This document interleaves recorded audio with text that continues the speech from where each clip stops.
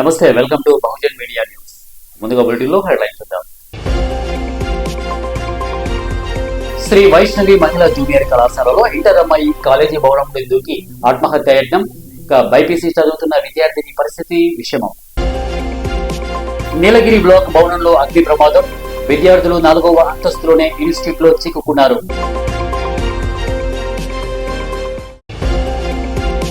Assembly వైపు దూసుకెళ్లేందుకు ప్రయత్నించిన BC సంఘాల నాయకులు, అడ్డుకున్న పోలీసులు, రహదారిపై బైఠాయింపు, భారీగా ట్రాఫిక్ జామ్.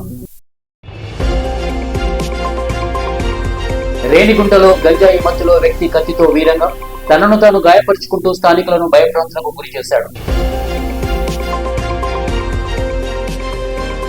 సునీత మర్డర్ కేసులో వనస్థలీపురం సిఐ మహేష్ గౌడ్ 2022లో సునీతను మహేష్ పెళ్లి చేసుకున్నాడు. 2023లో విభేదాలు రావడంతో ఇండియాకు తిరిగి వచ్చి మహేష్ పై ఫిర్యాదు చేసింది. 2024లో విడాకులు తీసుకున్నారు. 2025లో త్రినాథ్ని పెళ్లి చేసుకుంది సునీత. తనతో విడాకులు తీసుకుని రెండో పెళ్లి చేసుకుందన్న కోపంతోనే సునీతను హత్య చేయాలనుకున్నాడు. 3 రోజుల పాటు రెక్కి నిర్వహించాడు. బుధవారం వాచ్మెన్ లేని సమయంలో అపార్ట్మెంట్ లోపలికి వెళ్లాడు. ఆమెను చంపే క్రమంలో తప్పించుకోవడానికి ప్రయత్నం చేస్తోందని టూల్స్ కొన్నాడు. డోర్ లాక్ చేసుకుంటే వాటిని పగలగొట్టడానికి టూల్స్ కొన్నాడు. సునీతను చంపేయాలనుకున్నాడు. ఈ క్రమంలోనే ఎవరైనా అడ్డు వస్తే సూసైడ్ చేసుకోవడానికి పెట్రోల్ తీసుకెళ్లాడు. ఇద్దరు మనస్పర్ధలు రావడంతోనే విడాకులు తీసుకున్నారు. హత్య కేసులో బుద్ధార్తి సునీత అనే ఆమె హత్య గావించబడింది మన కేఎన్ఆర్ టవర్స్ లో హరిహరపురం దగ్గర. ఈ యొక్క హత్యకు గల మొదటి కారణం ఏంటంటే ఈమె 2022లో మహేష్ అనే అతనితోటి first love marriage arrange marriage అవుతుంది. లవ్ తర్వాత వీళ్ళిద్దరూ 2023లో కెనడాకి వెళ్తారు. అక్కడ ఒక వారం రోజులు ఉంటుంది. ఈమె అక్కడ కాపురం చేసిన తర్వాత వారం రోజులకు మళ్ళీ గొడవలు వచ్చి మనస్పర్ధలు ఎక్కువ అయ్యేసరికి అక్కడి నుండి ఇండియా రిటర్న్ వచ్చేస్తుంది. అక్కడ పోలీస్ వాళ్ళ సాయంతో ఇండియాకి రిటర్న్ వచ్చిన తర్వాత వీళ్ళు ఉండేది మన మహారాష్ట్రలోని చంద్రపురి డిస్టిక్ అనే ప్లేస్లో ఉంటారు. ఆ చంద్రపురి డిస్టిక్ దగ్గర ఈమె కేసు పెడుతుంది 498 కేసు పెట్టిన తర్వాత దాన్ని మనసులో పెట్టుకొని ఇతను ఏం చేస్తాడంటే వీళ్ళ ఫ్యామిలీ మీద మొత్తం కేసు పెట్టడము, అతను వీసా ఒకటి రిజెక్ట్ కావడం, కెనడా పోకుండా మళ్ళీ దీన్ని మనసులో పెట్టుకొని అతను ప్రతీకారంతో రగిలిపోయి ఈ ప్రతీకారం తీర్చుకోవాలనే ఉద్దేశంతో నిన్న ఎవరు లేని సమయంలో 18వ తారీఖు రోజు నిన్న 11:30-12 గంటల సమయంలో వాళ్ళ యొక్క ఫ్లాట్లోకి చొరబడి ఆమె మీద అతను తీసుకొచ్చుకున్నటువంటి 3 కత్తులతోటి దాడి చేయడం జరిగింది. ఈ సమాచారం మాకు 100 డయల్ ద్వారా వెంటనే రాగా మేమందరం కూడా స్పాట్కు చేరుకున్నాం. అతన్ని పారిపోకుండా అక్కడనే బంధించడం జరిగింది. అతన్ని మా కస్టడీకి తీసుకొని ఈరోజు రిమాండ్ తరలించడం జరుగుతుంది. పల్నాడు జిల్లా నర్సారావుపేటలో ఏపీసీసీ అధ్యక్షురాలు YS Sharmila comments.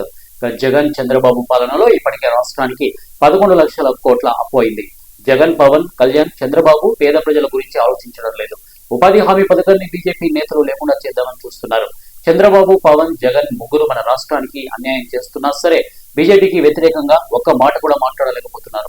Polavaram project కట్టాలని ఒక్కళ్ళు కూడా అడగలేకపోతున్నారు. బీజేపీకి వ్యతిరేకంగా పోరాడాలి అంటే అది కాంగ్రెస్ పార్టీకే సాధ్యం. కాంగ్రెస్ పార్టీ పూర్తిగా పేద ప్రజల పార్టీ, అది మర్చిపోకండి. ఇప్పటికే మన రాష్ట్రం జగన్మోహన్ రెడ్డి గారు, చంద్రబాబు గారి వల్ల ఇప్పటికే 11 లక్షల అప్పుల కుప్ప అయింది మన రాష్ట్రం. కనీసం ప్రభుత్వ ఉద్యోగస్తులు కూడా జీతాలు ఇచ్చుకునే స్థితిలో మన రాష్ట్రం లేదు. ఇలాంటి స్థితిలో ఇక ఉపాధి హామీ పని ఖర్చు కూడా రాష్ట్రం మీద పడితే ఆఖరికి రాష్ట్రం పెట్టాల్సిన ఖర్చు పెట్టదు. ఇక రాష్ట్రమే పెట్టకపోతే కేంద్రం పెట్టాల్సిన 60% కేంద్రం పెట్టే అవసరం కూడా రాదు. ఇది వీళ్ళ కుట్ర. అంటే మొత్తానికే ఉపాధి హామీ పనిని లేపేద్దామని చూస్తుంది బీజేపీ సర్కార్. చంద్రబాబు గారు ఇప్పుడు మద్దతు ఇస్తున్నారు. పవన్ కళ్యాణ్ గారు బీజేపీకి మద్దతు ఇస్తున్నారు. ఈ చట్టానికి కూడా మద్దతు ఇచ్చారు. ఏ అధికారంతో మద్దతు ఇచ్చారు? ఇది వరకు 700 కోట్లు 600 కోట్లు పనిముట్లకు అయ్యేది మన బడ్జెట్లో దీనికి ఖర్చు. కానీ ఇప్పుడు ఈ కొత్త చట్టం బీజేపీ తెస్తే దీని ప్రకారం 125 రోజులు ఇస్తామంటున్నారు. ఇచ్చింది లేదు, పెట్టింది లేదు వీళ్ళు. ఒకవేళ అలా ఇవ్వాలనుకున్న 5,000 కోట్లు భారం పడుతుంది మన రాష్ట్ర బడ్జెట్ మీద. ఇది మన రాష్ట్రం ముమ్మాటికి పెట్టుకోలేదు. కానీ ప్రజల గురించి ఎవరూ ఆలోచన చేయటం లేదు. చంద్రబాబు గారు చేయటం లేదు, పవన్ కళ్యాణ్ గారు చేయటం లేదు, ఆఖరికి జగన్మోహన్ రెడ్డి గారు కూడా చేయటం లేదు. రాజశేఖర రెడ్డి గారు అంత చిత్తశుద్ధితో అమలు చేసిన పథకం ఈ ఉపాధి హామీ పథకం. రాజశేఖర రెడ్డి గారు ఉన్నప్పుడు ఎంత అద్భుతంగా అమలు చేశారంటే, రాజశేఖర రెడ్డి గారి టైంలో 1,10,00,000 జాబ్ కార్డులు ఉండేవి. అంటే కుటుంబానికి ఇద్దరు నేర్చుకున్న 2,25,00,000 మంది పనిచేసే వాళ్ళు ఉపాధి హామీ పనులు. కానీ ఇప్పుడు ఆఖరికి కనీసం 60 లక్షలు కూడా లేదు. అంటే అన్ని జాబ్ కార్డులను తొలగించేస్తుంది ప్రభుత్వం. పోయిన సంవత్సరమే చంద్రబాబు గారు 18.5 లక్షల జాబ్ కార్డులను తొలగించేశారు. మరి వీళ్ళకి ఏం చిత్తశుద్ధి ఉందని అనుకోవాలి? అందుకే చెప్తున్నాం, రాజశేఖర రెడ్డి గారు ఉన్నప్పుడు అంత అద్భుతంగా నడిపిన పథకం, అసలు రాజశేఖర రెడ్డి గారు ఉన్నప్పుడు అంట ఈ పథకానికి ఉపాధి పనికి వచ్చే వాళ్ళకు ఆటో ఛార్జీలు కూడా ఇచ్చారట, మజ్జిగ ఇచ్చారట, ఒక మహిళ చెప్పింది రస్నా కూడా ఇచ్చారట, టెంట్లు కూడా వేశారట గర్భిణీ స్త్రీలకు, ముసలోళ్ళు కాసేపు కూర్చోడానికి. కానీ ఈ మధ్య కనీసం మంచినీళ్ళు కూడా ఇవ్వటం లేదమ్మా అంటున్నారు. కనీసం చేసిన పనికి, ఇప్పుడు చెప్తున్న అక్క అయితే చేసిన పనికి కూడా డబ్బులు రావటం లేదు అంటున్నారు. ఇక వీళ్ళైతే చేసి ఉపయోగం లేక ఇక చేయడమే మానేశాము అంటున్నారు.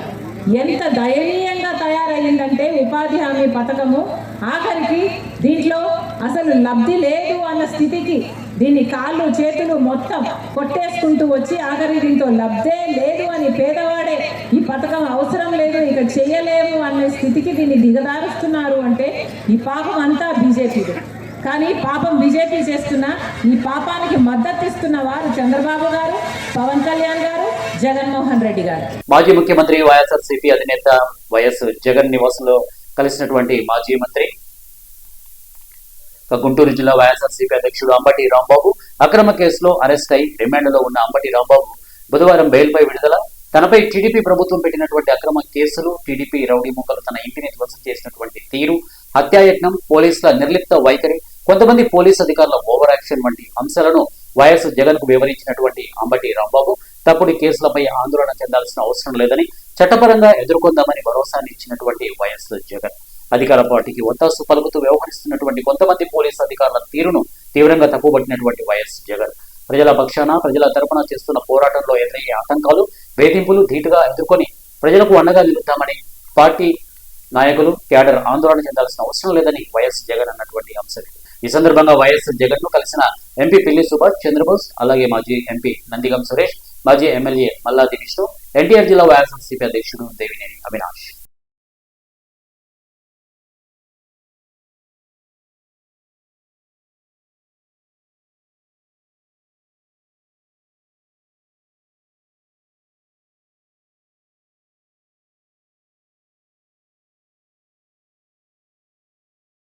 రాజేంద్ర నగర్ పోలీస్ స్టేషన్ పరిధి భవానీ కాలనీలోని శ్రీ వైష్ణవి మహిళా జూనియర్ కళాశాలలో ఇంటర్ చదువుతున్నటువంటి అమ్మాయి కాలేజీ భవనం 3వ ఫ్లోర్ నుండి దూకి ఆత్మహత్యాయత్నం. రీతిగా విద్యార్థిని పేరు ఇంటర్ 2వ సంవత్సరం బైపీసీ చదువుతున్నటువంటి విద్యార్థిని పరిస్థితి. ఈ విషయం చికిత్స నిమిత్తం హాస్పిటల్ కు తరలించారు. అమ్మాయి ఎందుకు ఆత్మహత్యానికి పాల్పడింది అనేది తెలియాల్సి ఉంది.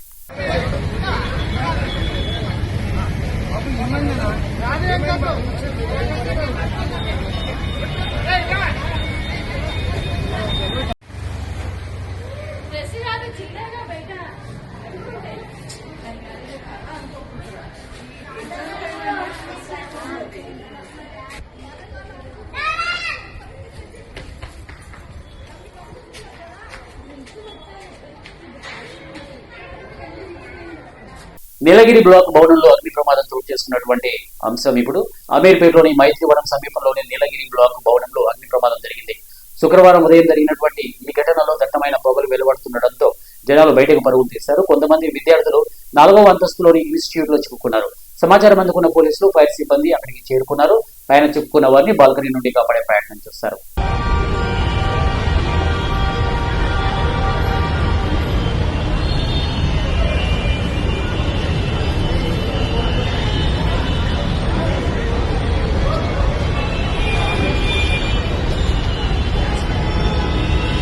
మహాత్మా జ్యోతిరావు పూలే విగ్రహ ఏర్పాటు పనులను పరిశీలించినటువంటి తెలంగాణ జాగృతి అధ్యక్షులు కవిత ఐమాక్స్ ఎదురుగా లేక్ వ్యూ పార్కులో పూలే విగ్రహం ఏర్పాటు పనులను తెలంగాణ జాగృతి నాయకులతో కలిసి ఏర్పాట్లను పర్యవేక్షించారు. జై తెలంగాణ, జై జాగృతి, బీసీల ఐక్యత, బీసీల ఐక్యత, జై జాగృతి, రైతు నాయకత్వం, జై జాగృతి, బీసీల ఐక్యత.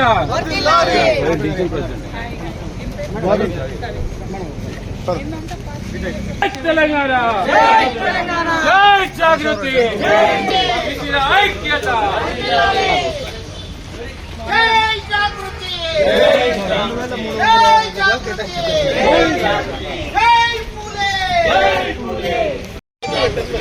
నాయకత్వం, బీసీల ఐక్యత,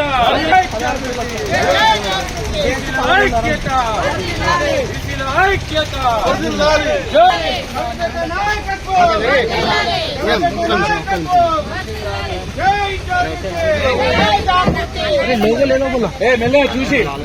అసెంబ్లీ వైపు దూసుకెళ్లేందుకు ప్రయత్నించినటువంటి బీసీ సంఘాల నాయకులు అడ్డుకున్న పోలీసులు, రహదారిపై బైఠాయింపు, భారీగా ట్రాఫిక్ జామ్.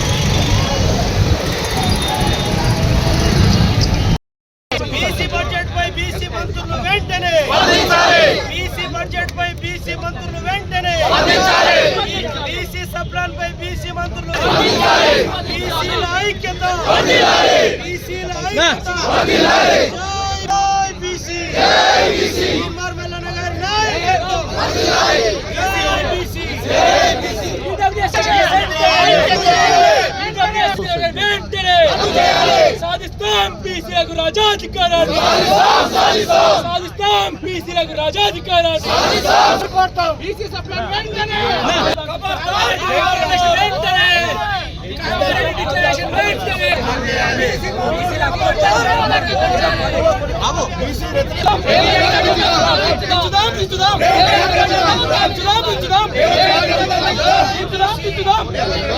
జై బీసీ, జై బీసీ, బీసీ ఐక్యత, బీసీ ఐక్యత, బీసీ సప్లాన్ వెంటనే. విశాఖ తీరంలో జరుగుతున్నటువంటి అంతర్జాతీయ నౌకాదళ విన్యాసాలు నగరానికి ప్రపంచ గుర్తింపును తెచ్చిపెట్టాయి. రాత్రి ఆర్కే బీచ్ లో జరిగిన లేజర్ షో సందర్శకులను మంత్రముగ్ధులను చేస్తుంది. సముద్రపు అలల పోరుతో పాటు రంగురంగుల లేజర్ కిరణాలు, డ్రోన్ ప్రదర్శనలు ఆకాశంలో అద్భుత దృశ్యాలను ఆవిష్కరించాయి.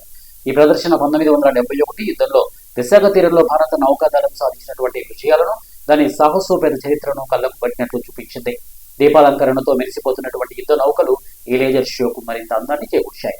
భారత నౌకాదళ శక్తి సామర్థ్యాలను ప్రతిబింబించేలా జరిగినటువంటి ఈ ప్రదర్శనలో యుద్ధ నౌకలు, హెలికాప్టర్లు, సబ్మెరైన్లు పాల్గొని సముద్ర గర్భంలో సాహసోపేత విన్యాసాలు చేశాయి. రక్షణ మంత్రి రాజ్నాథ్ సింగ్ సమక్షంలో జరిగినటువంటి ఈ కళ్ళు చెదిరే ప్రదర్శన భారత నావికాదళ సత్తాను ప్రపంచ వేదికపై మరోసారి ఘనంగా చాటి చెప్పింది. ఇక ప్రతిష్టాత్మక మిలాన్ 2026 విన్యాసాలు సరికొత్త చరిత్రను లెక్కించాయని తెలిపారు. ముఖ్య అతిథిగా పాల్గొన్న ఆయన 74 దేశాల భాగస్వామ్యంతో జరుగుతున్నటువంటి ఈ వేడుక మిలాన్ చరిత్రలోనే అత్యంత పెద్దది మరియు సమగ్రమైందని కొనియాడారు. ప్రపంచ సముద్ర సమాజం భారతదేశాన్ని బాధ్యతాయుతమైన, విశ్వసనీయమైన సముద్ర భాగస్వామిగా గుర్తిస్తోందని ఆయన పేర్కొన్నారు. Exercise Milan gives practical inspiration to that shared language. today we carry forward that cohesive spirit and maritime momentum from ceremony to substance as we transition decisively into the operational aspect of maritime engagement through Milan. Inspired by the Hindi word Milan, meaning a meeting of friends, this exercise represents in its truest sense a meeting of equals and a confluence of like-minded nations and maritime professionals united by a common purpose. From its mindset, beginnings in 1995 at Sri Vijayapuram, when a small group of friendly navies first came together, Milan has grown steadily in scope and stature. Over the years, due to concerted efforts of all partners, Milan has evolved from a regional interaction into one of the world's most prominent multinational level exercise. It has evolved into one of India's most credible and consistent maritime engagements. This year, with the participation of more than 74 nations, Milan 2026 stands as the largest and most inclusive edition to date, a reflection of the confidence the global maritime community places in India as a trusted and responsible maritime partner. Ladies and gentlemen, Milan 2026 seeks to enhance interoperability among navies of partner countries, improve professional competence by sharing of the professional experiences and practices, and deepen friendship. సినీ నటి త్రిష తిరుమల శ్రీ వెంకటేశ్వర స్వామిని దర్శించుకున్నారు. VIP break దర్శన సమయంలో స్వామివారి సేవలో పాల్గొన్నారు. త్రిషకు ఆలయ అధికారులు స్వాగతం పలికి దర్శన ఏర్పాట్లు చేశారు. స్వామివారి దర్శనం తర్వాత త్రిషకు తీర్థ ప్రసాదాలను అందజేశారు.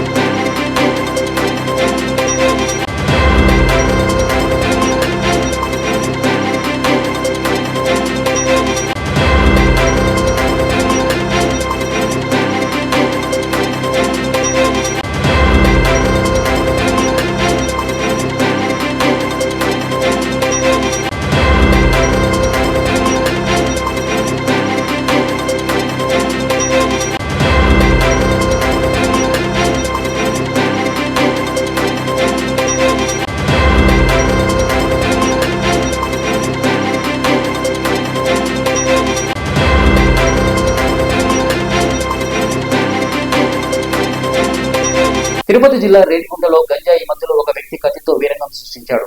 తనను తాను గాయపరుచుకుంటూ రోడ్డుపై తిరుగుతూ వాహనదారులు స్థానికులను భయభ్రాంతులకు గురి చేశాడు. మదనపల్లిలో గంజాయి మత్తులో కులవర్ధం చేసిన దారుణం మరొక ముందే ఈ ఘటన చోటు చేసుకోవడంతో ప్రజలు తీవ్ర భయోందరణలకు గురయ్యారు. ఈ సంఘటన గంజాయి వాడకం వల్ల పెరుగుతున్నటువంటి నేరాలపై మరోసారి ఆందోళన వ్యక్తమయ్యేలా చేసింది.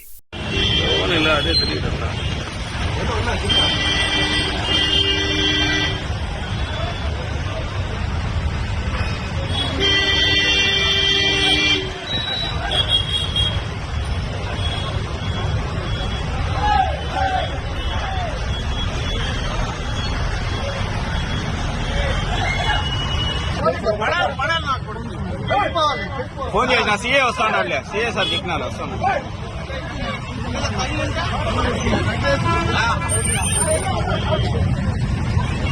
హైదరాబాద్ లోని బషీర్బాగ్ చౌరస్తా వద్ద బీఆర్ఎస్కి చెందినటువంటి నిజాం కళాశాల విద్యార్థులు ఆందోళన చేపట్టారు.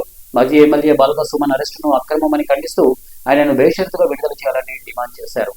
సీఎం రేవంత్ రెడ్డి దిష్టి బొమ్మను దహనం చేసినటువంటి విద్యార్థులు తమ డిమాండ్లు నెరవేర్చకపోతే రాష్ట్ర వ్యాప్తంగా నిరసనలు ఉధృతం చేస్తామని హెచ్చరించారు.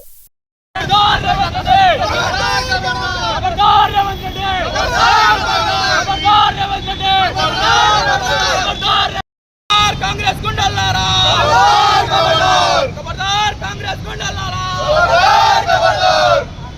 ఖబర్దార్ రేవంత్ రెడ్డి, ఖబర్దార్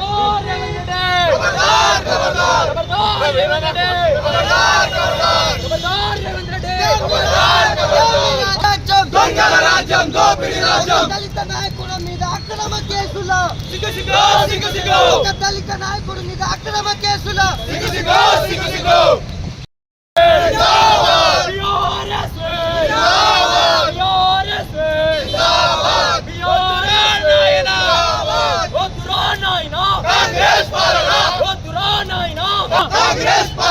खबरदार रेवंत रेड्डी खबरदार रेवंत रेड्डी దళిత నాయకుడి మీద అక్రమ కేసుల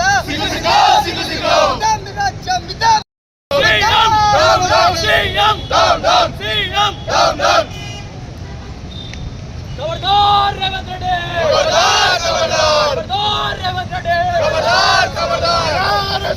जिंदाबाद बीआरएसपी जिंदाबाद बीआरएसपी जिंदाबाद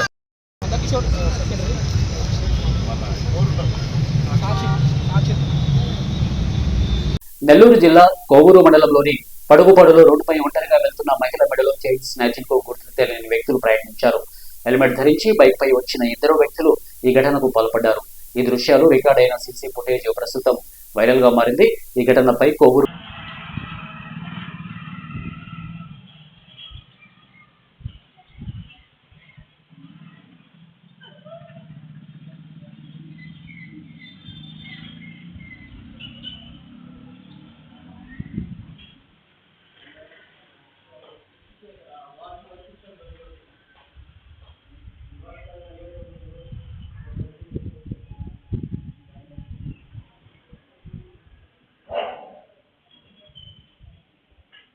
ఘనంగా ఎమ్మెల్యే మాధవరం జన్మదిన వేడుకలు సికింద్రాబాద్ సంబంధించినటువంటి ఓల్డ్ బోయినపల్లి డివిజన్, హస్మత్పేట డివిజన్లను ఎమ్మెల్యే మాధవరం కృష్ణారావు ఎంతో అభివృద్ధి చేశారని ఓల్డ్ బోయినపల్లి డివిజన్ మాజీ కార్పొరేటర్ ముద్దం నరసింహ యాదవ్ అన్నారు. మాధవరం కృష్ణారావు పుట్టినరోజు సందర్భంగా హస్మత్పేట 264వ డివిజన్ ఎస్సీ బస్తీలలో ముద్దం నరసింహ యాదవ్ ఆధ్వర్యంలో కేక్ కట్ చేసి డివిజన్ మహిళలకు, వృద్ధులకు, ఒంటరి మహిళలకు 1000 పైగా చీరలను పంపిణీ చేశారు. ప్రభుత్వ పాఠశాలలో విద్యార్థులకు ప్యాడ్స్, స్టేషనరీని పంపిణీ చేశారు. ఈ సందర్భంగా ముద్దం నరసింహ యాదవ్ మాట్లాడుతూ ప్రతిరోజు ఉదయం 6 గంటలకే డివిజన్లోని ప్రజలందరికీ అందుబాటులో ఉంటూ వారి సమస్యలను ఎప్పటికప్పుడు పరిష్కరిస్తున్న మాధవరం కృష్ణారావు ఆయురారోగ్యాలతో ఉండాలని, ఇలాంటి జన్మదిన వేడుకలు మరెన్నో జరుపుకోవాలని కోరారు. ఈ కార్యక్రమంలో బీఆర్ఎస్ పార్టీ నాయకులు తదితరులు పాల్గొన్నారు. ఈ రోజు ఈ కార్యక్రమాన్ని చేపట్టడం జరిగింది. ఈ ప్రత్యేక కార్యక్రమంగా కార్పొరేటర్ శ్రీ ముద్దం నరసింహ ఆధ్వర్యంలో కేక్ కటింగ్ మరియు చీరల పంపిణీ కార్యక్రమం జరుగుతుంది. అలాగే మన కుక్కడపల్లి ప్రజలకు 3 తరాలు 15 సంవత్సరాలు రామలన్న గారు రావాల్సిందిగా మాట్లాడారు. పైకి ప్రజలకు అందుబాటులో ఉన్న నాయకుడు అంటే మనము ముఖ్యంగా మాధవరం కృష్ణారావు గారి గురించి చెప్పొచ్చు. ఏ నాయకుడు కానీ అంత పొద్దున్నే లేచి ప్రజల అందుబాటులో ఉండడం అంటే దాదాపు 15 సంవత్సరాల నుంచి నిరంతరం జరుగుతుంది ఈ కార్యక్రమాన్ని చేస్తున్నారు. అలాంటి నాయకులను మనం ఏనాడో మర్చిపోవద్దు. అలాంటి సేవా కార్యక్రమం ఉన్న మన ప్రియతమ నాయకుడు కృష్ణారావు గారికి అశేష ఈ రోజు జన్మదిన కార్యక్రమం చేసుకుంటున్నాము. ఈ ఎప్పటికీ అందరూ అక్కడ కూర్చోవాల్సిందిగా మనం చేస్తున్నాము. ముఖ్యంగా మన బీఆర్ఎస్ లీడర్స్ ఈ కార్యక్రమాన్ని ముందు నుండి తమ వంతు కర్తవ్యంగా అందరికీ చేయాలని ఈ సహకారాన్ని అందజేయాల్సిందిగా కోరుకుంటున్నాను. జై తెలంగాణ.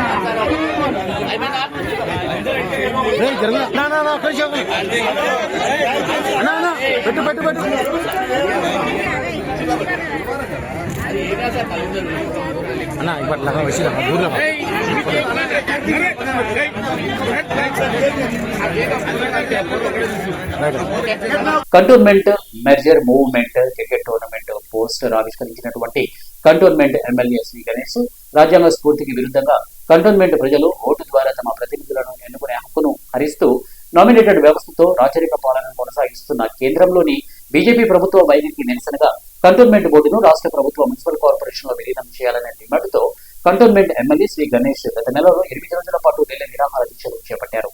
దానికి కొనసాగింపు కాలనీ బస్తీలు పెద్దలు, అలాగే మేధావులు, కవులు, కళాకారుల అభిప్రాయాల మేరకు ఉద్యమాన్ని వివిధ రూపాల్లో ముందుకు తీసుకెళ్తున్నారు.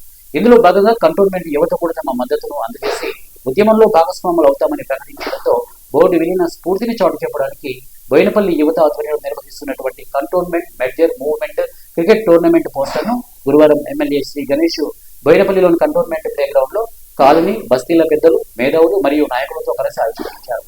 ఈ పోస్టర్ ఆవిష్కరణ కార్యక్రమం అనంతరం ఎమ్మెల్యే శ్రీ గణేష్ మాట్లాడుతూ కంటోన్మెంట్ ప్రాంత ప్రజలకు తమ ప్రతినిధిని ఓటు ద్వారా ఎన్నుకునే హక్కును కూడా కేంద్ర ప్రభుత్వం హరించిందని అన్నారు. కేంద్ర ప్రభుత్వంపై ఒత్తిడి తీసుకువచ్చే దానిలో భాగంగానే ఉద్యమాన్ని వివిధ రూపాల్లో కొనసాగిస్తామని ఈ క్రికెట్ టోర్నమెంట్ కూడా అందులో ఒక భాగమేనని అన్నారు. రాజు తన వారసుడికి రాజ్యాన్ని అప్పజెప్పినట్టు కేంద్ర పెద్దలు బీజేపీ పార్టీ వారికి నామినేటెడ్ మెంబర్ ఇస్తున్నారని, వారితోనే మనపై పెత్తనం చేస్తున్నారని అన్నారు. 1200 కోట్ల రూపాయల సర్వీసు ఛార్జీలు చెల్లించకుండా కంటోన్మెంట్ బోర్డులో నిధులే లేని కేంద్రంలో బీజేపీ ప్రభుత్వమే కారణమని వారన్నారు. ప్రజాస్వామ్యం పరిడవిల్లాలన్నా, కంటోన్మెంట్ ప్రాంతం అభివృద్ధి చెందాలన్నా వెంటనే బోర్డును రాష్ట్ర ప్రభుత్వ మున్సిపల్ కార్పొరేషన్ లో విలీనం చేసి ఆ ప్రాంత ప్రజలకు రాబోయే జీహెచ్ఎంసీ ఎన్నికలతో పాటు ఎన్నికలు జరిగేలా చర్యలు తీసుకోవాలని ఎమ్మెల్యే శ్రీ గణేష్ కేంద్ర ప్రభుత్వాన్ని డిమాండ్ చేశారు. ఈ కార్యక్రమంలో నియోజకవర్గంలోని మేధావులు, కాలనీవాసులు, బస్తీ పెద్దలు, నాయకులు, కార్యకర్తలు పాల్గొన్నారు. పని పెట్టి పోయినట్టుంది వచ్చినారా లేదా